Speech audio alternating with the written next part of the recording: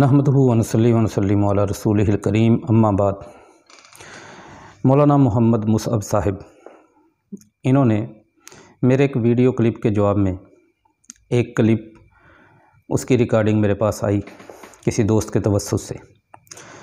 उन्होंने मेरी कुछ बातों का जवाब देते हुए अपने वीडियो क्लिप में सबसे पहली बात सही इब्न खुज़ैमा की हदीस नंबर 490 के हवाले से की।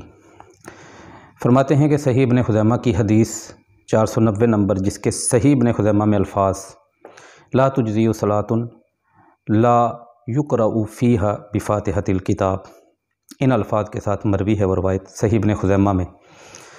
पिछले क्लिप में मैं वादे कर चुका हूँ, यही रवायत इमाम बैहक़ी रहिमहुल्लाह ताला की किताब मारिफ़तुस सुनन वल आसार में और सुनन दारक़ुतनी में ला युक़रअ की जगह पे ला यक़रअ और आगे अर्रजुल फ़ाइल के तौर पर लफ्ज़ मौजूद हैं सही सनद के साथ। बहरहाल मुसअब साहिब ने, मौलाना मुसअब साहिब, उन्होंने इस बात पे सबसे पहली जो गुफ्तगू फरमाई वो कहते हैं कि इस हदीस का ताल्लुक़ इमाम के साथ और अकेले आदमी के साथ है। मेरा सवाल ये मैं पहले भी कई दफ़ा दोहरा चुका हूँ मौलाना मुसअब साहिब से कि आप ये ना कहें, अगर आपका ये दावा है तो आप कोई सही सनद से मरवी कोई एक दलील हमारे सामने लेकर आएँ, जो दलील इस बात को साबित करे कि ये उमूमी अहदीस जिनकी आप तखसीस करते हैं कि इनका ताल्लुक़ इमाम के साथ और अकेले आदमी के साथ है, आपके इस दावा को साबित करते। कई मरतबा मुतालबे के बावजूद अभी तक आपने इस पर कोई सही सनद से मरवी दलील पेश नहीं की। लिहाजा आपका ये दावा और आपकी ये बात बिल्कुल बेबुनियाद है। आप जैसे मर्ज़ी कहते रहें, आपके कहने से ये मसला साबित नहीं होगा जब तक आप दलील नहीं पेश करते। नंबर 2, मौलाना मुसअब साहब ने फरमाया कि यह हदीस आपकी जमात के एक मुहक्किक मौलाना ज़ुबैर अली ज़ई रहिमहुल्लाह ताला ने इस हदीस को ज़ईफ़ कहा है सही इब्न खुज़ैमा की 490 नंबर हदीस के बारे में। मेरा सवाल है कि आपने इसका कोई हवाला नहीं दिया। आपको चाहिए था कि आप इसका कोई हवाला पेश करते, और अल्लाह ताला के फ़ज़ल से इसका कोई हवाला आप पेश नहीं कर सकेंगे। उसकी वजह यह है कि जिस हदीस के बारे में आपने ये गुफ्तगू फरमाई है कि मौलाना ज़ुबैर अली ज़ई साहब ने सही इब्न खुज़ैमा की 490 नंबर हदीस को ज़ईफ़ कहा है, और आपने इस हवाले से हमारे ऊपर एक मनहजी एतराज़ भी किया है, तो मेरा सबसे पहले आपकी इत्तला के लिए ये गुज़ारिशात है मेरी कि इस हदीस को इमाम ज़ुबैर अली ज़ई रहिमहुल्लाह ताला ने ज़ईफ़ नहीं कहा, बल्कि अल्हम्दुलिल्लाहि रब्बिल आलमीन उन्होंने इस हदीस को सही कहा है। आप नफ्स मसला का बड़ा तज़किरा करते हैं। नफ्स मसला यानी फ़ातिहा के मसला पर ज़ुबैर अली ज़ई रहिमहुल्लाह ताला की किताब अल-कवाकिबुद्दुर्रिशा फ़ी वुजूबिल फ़ातिहा, उसके सफ़ा नंबर 19 पर उन्होंने इस हदीस को सही कहा है। अब जिस हदीस को ज़ुबैर अली ज़ई रहिमहुल्लाह ताला सही कह रहे हैं, हवाला मैं अर्ज़ कर चुका हूँ। आपका ये कहना कि आपकी जमात के मुहक्किक ज़ुबैर अली ज़ई रहिमहुल्लाह ताला ने इसको ज़ईफ़ कहा है, आप क्या हासिल करना चाहते हैं और लोगों को किस तरफ लेके जाना चाहते हैं, वल्लाहु आलमु बिस्सवाब, ये आप ही ज़्यादा बेहतर जानते हैं। लेकिन यहाँ पे एक बहुत बड़ा मसला है कि जो बात ज़ुबैर अली ज़ई रहिमहुल्लाह ताला ने कही नहीं, बल्कि उसके उल्ट बात कही है, आप कितनी दीदा दलेरी से उस बात को लोगों के सामने बयान कर रहे हैं। अगर इस तरह की बात मेरे जैसे तालिब इल्म ने की होती तो बईद नहीं कि आप मुझ पर क्या कुछ कह चुके होते, बईद नहीं कि आप कह देते कि लानतुल्लाहि अलल काज़िबीन। अगर मेरे जैसे तालिब इल्म ने बयान की होती कि झूठों पर अल्लाह की लानत है, कुरान कहता है, बईद नहीं कि आप कह चुके होते इन्नल्लाह ला यहदी मन हुआ काज़िबुन कफ़ार, कुरान की आयत पढ़ चुके होते, जहन्नम की जो आयात वईद वाली हैं झूठ के हवाले से या अहदीस हैं वो आप पढ़ चुके होते। कुछ बईद नहीं, क्योंकि इसका तजर्बा मैं कर चुका हूँ। पिछले एक क्लिप में मैंने सही इब्न खुज़ैमा में खुज़ैमा का नंबर बताकर الفاظ حدیث کے پڑھے، اس میں الرجل کا لفظ میں نے پڑھا۔ وہ الرجل کا لفظ صحیح ابن خزیمہ میں اگرچہ موجود نہیں، لیکن معرفت السنن والآثار اور سنن دارقطنی میں صحیح سند کے ساتھ مروی ہے، اور یہ میں بات بالتفصیل بیان کر چکا ہوں۔ اس طرح الفاظ پڑھنے کی گنجائش موجود ہے۔ محدثین کا منہج الحمدللہ اللہ کے فضل سے وہ بھی میں بتا چکا ہوں۔ اس کے باوجود آپ نے ان الفاظ پر میرے حوالے سے یہ حدیث پڑھی کہ من کذب علیہ متعمداً، جو نبی صلی اللہ علیہ وآلہ وسلم پر جان بوجھ کر جھوٹ بولے اس کا ٹھکانہ جہنم ہے۔ تو جو ایک صحیح مسئلے پر آپ اتنی سخت حدیث پڑھ سکتے ہیں، تو اس طرح کی بات اگر مجھ سے ہو جاتی تو آپ نہ جانے کیا کرتے۔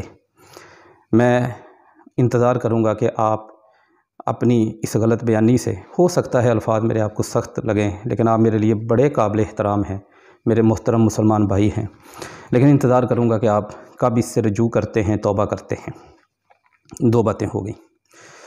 اور تیسری بات، یہاں پہ ایک بات میں واضح عرض کر دوں، مصعب صاحب آپ یا میں طالب علموں کی صف میں اگرچہ موجود ہیں، لیکن لوگ ہمیں علماء کی صف میں خیال کرتے ہیں۔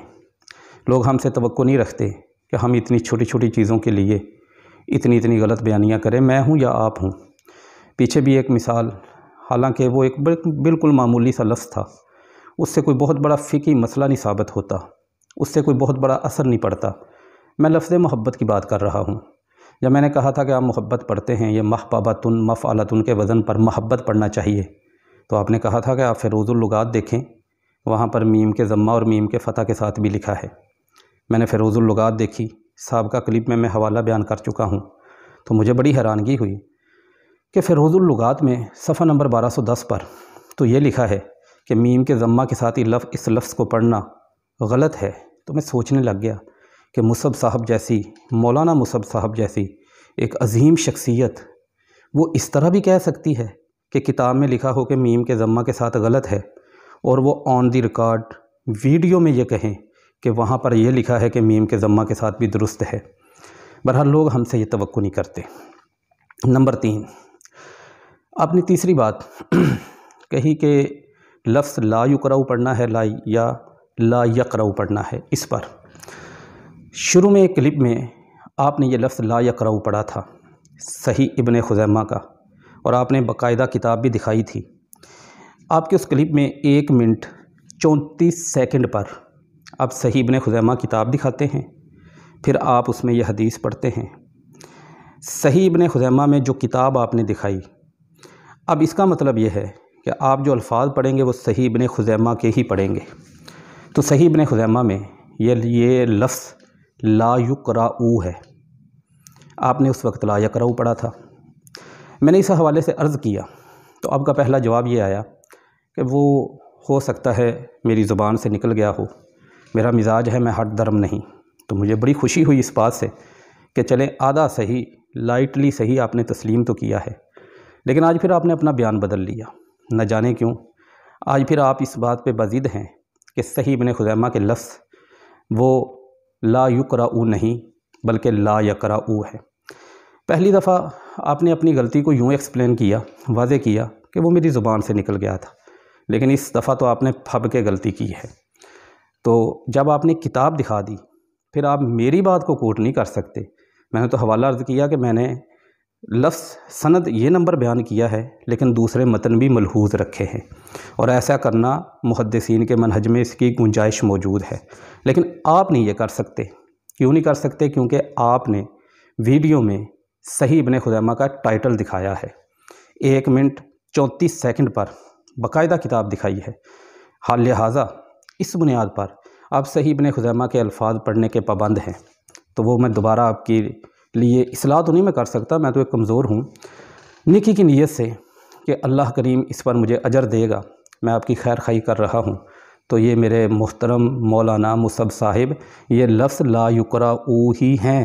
صحیح ابن خزیمہ میں اگر لفظ پڑھے جائیں جو کتاب آپ دکھا رہے ہیں، آپ نے فرمایا آپ اس کی ترکیب کر دیں۔ میں اللہ تعالیٰ کے فضل سے اس کی ترکیب ضرور کروں گا۔ تھوڑا سا آگے چلیے۔ آپ کہتے ہیں کہ میں نے آپ کے حوالے سے تناقض کی بات کی۔ جی بالکل، میں نے آپ کے حوالے سے تناقض کی بات کی، لیکن آپ نے اس تناقض کی بات کو بیان کرتے ہوئے یہاں پہ میں نے بیان کی تھی اسے اٹھا کر کسی اور محل پہ لگایا۔ تناقض آج سمجھ لیں، میں کوشش کروں گا سمجھانے کی، اور میرے اللہ کا فضل ہے یہ سمجھ بھی آئے گی آپ کو۔ آپ نے کہا تھا کہ الرجل کا لفظ حدیث میں موجود نہیں، آپ نے پڑھا ہے، آپ نے کہا آپ اپنے الفاظ واپس لیں، ایک مرتبہ آپ نے کہا، پھر آپ نے کہا کہ آپ نے نبی صلی اللہ علیہ وسلم پر جھوٹ باندھا ہے، آپ توبہ کریں۔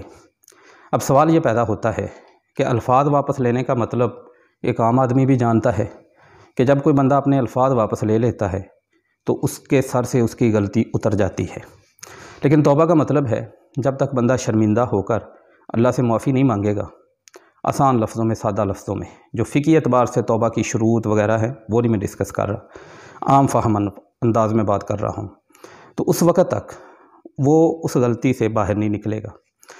اب الفاظ واپس لینے کا مطلب ہے کہ شرمندہ بھی آپ ہوں یا نہ ہوں، توبہ بھی اللہ سے معافی بھی مانگیں یا نہ مانگیں، بات ختم ہو جائے گی، اور دوسری طرف آپ کہہ رہے ہیں توبہ کریں۔ ان دونوں باتوں میں تناقض تھا اور ہے، یہ کسی بھی اہل علم کے پاس چلے جائیں۔ آپ کہتے ہیں تناقض کی تعریف اور تناقض کی شرائط، میں اللہ کے فضل سے دونوں چیزیں عرض کرتا ہوں، لیکن آگے چلیے۔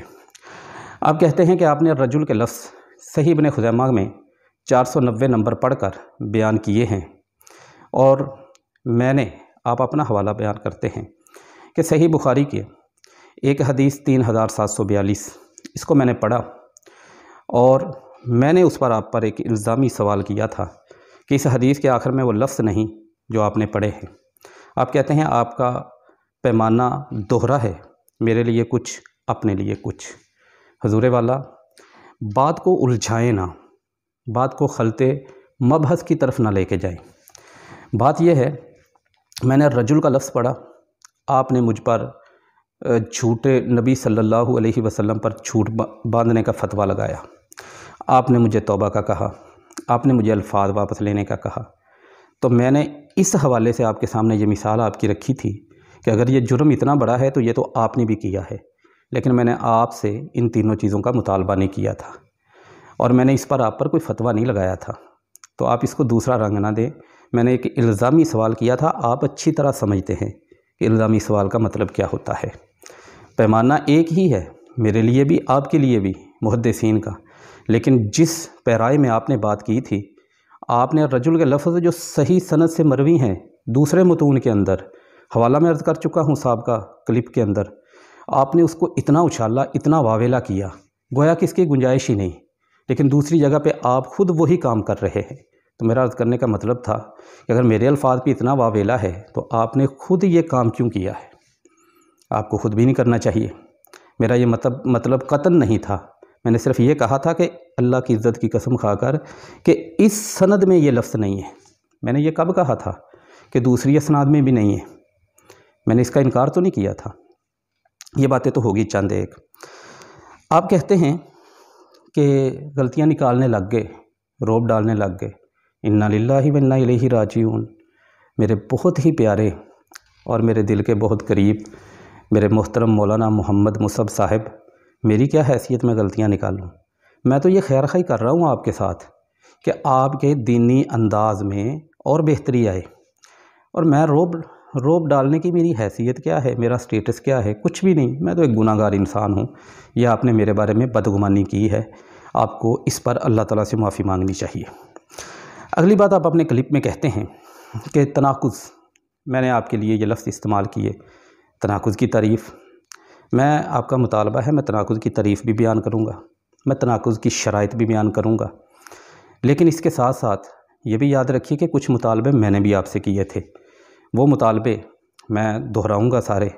ابھی تک آپ نے اس فقیر کے کسی بھی مطالبے کو ہمیں فائدہ پہنچانے کی کہ اس مطالبے کو پورا کرتے ہوئے آپ نے کوشش نہیں فرمائی۔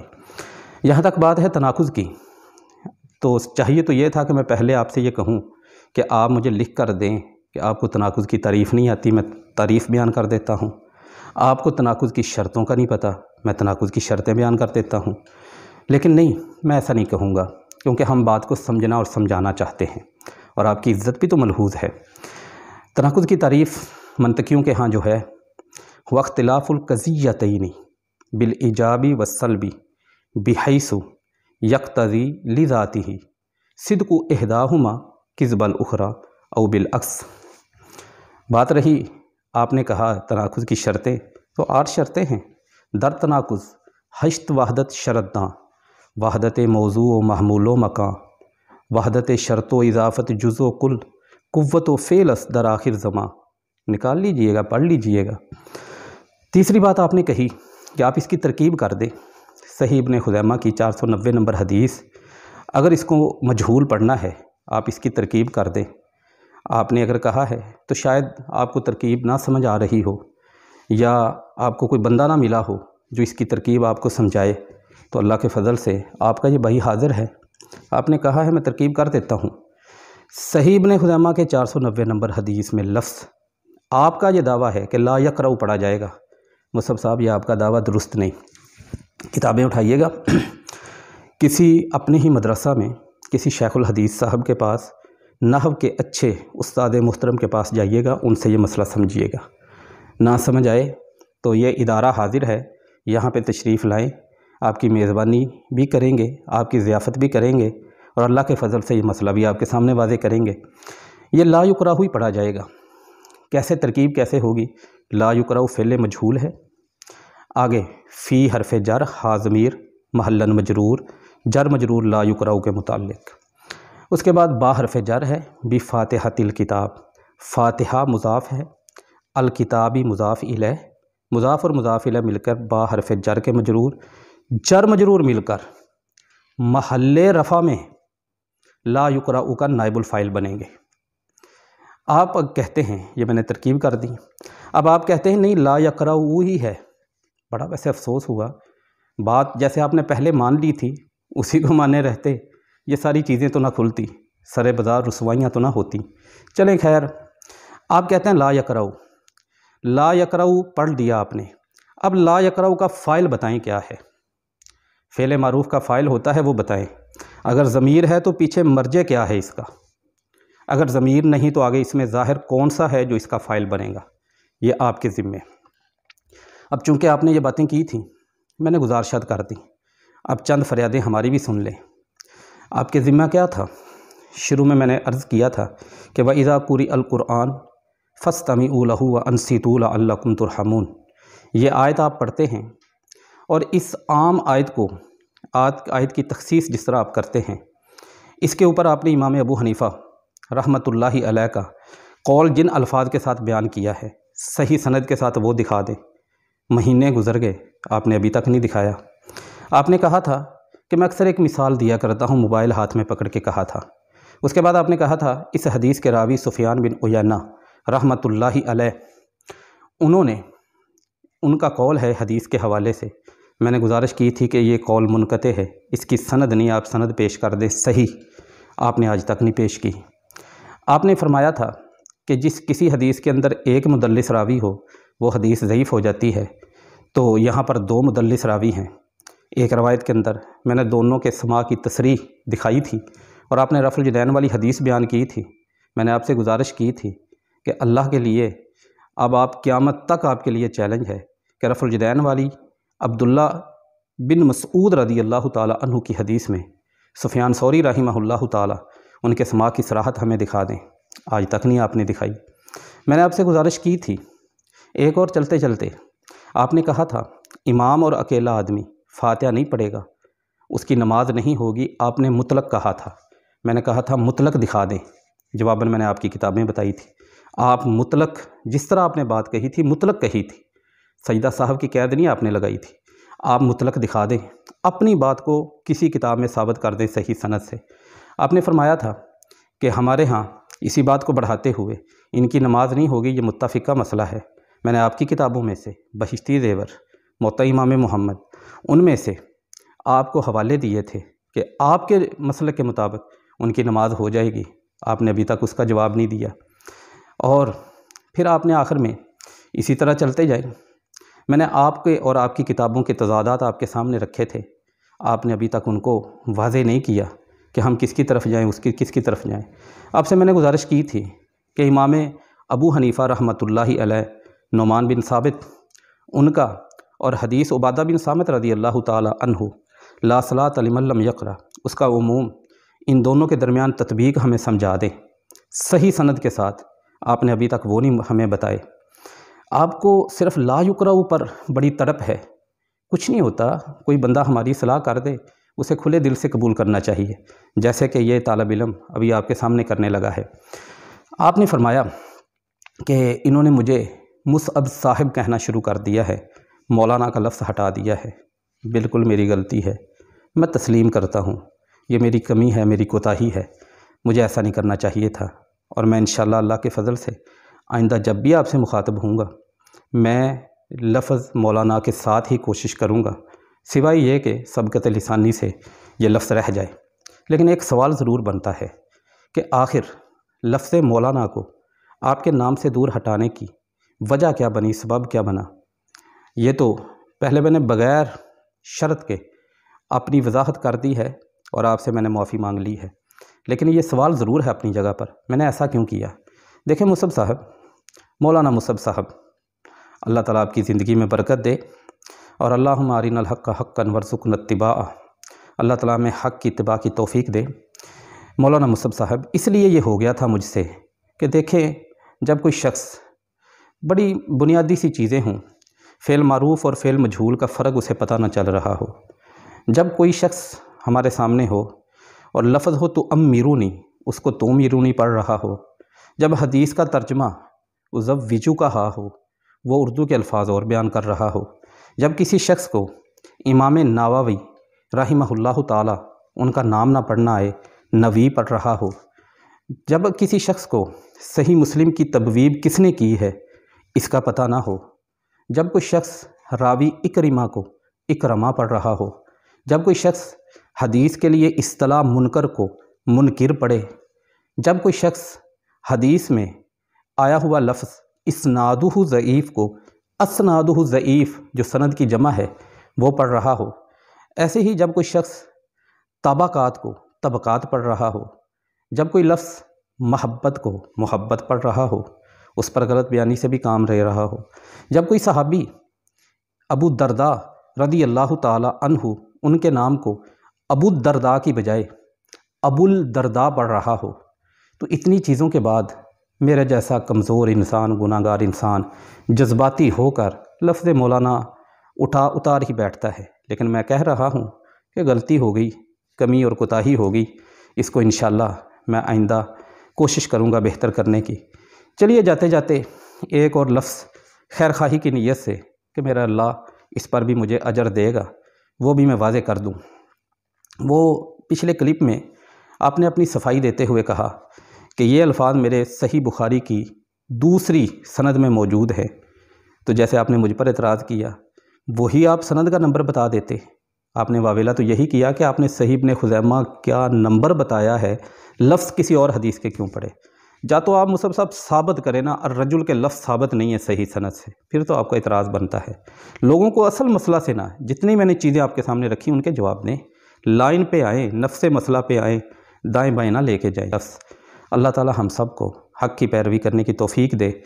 چند چیزیں جو میں نے گزارش کی ہیں کہ آپ نے اپنے کلپ میں اس حدیث کو امام کے ساتھ اکیلے کے ساتھ اس کی تخصیص کی ہے، صحیح سند سے صحیح دلیل تخصیص کی بیان کریں۔ نمبر 2، بغیر دلیل کے آپ کا دعویٰ قابل قبول نہیں۔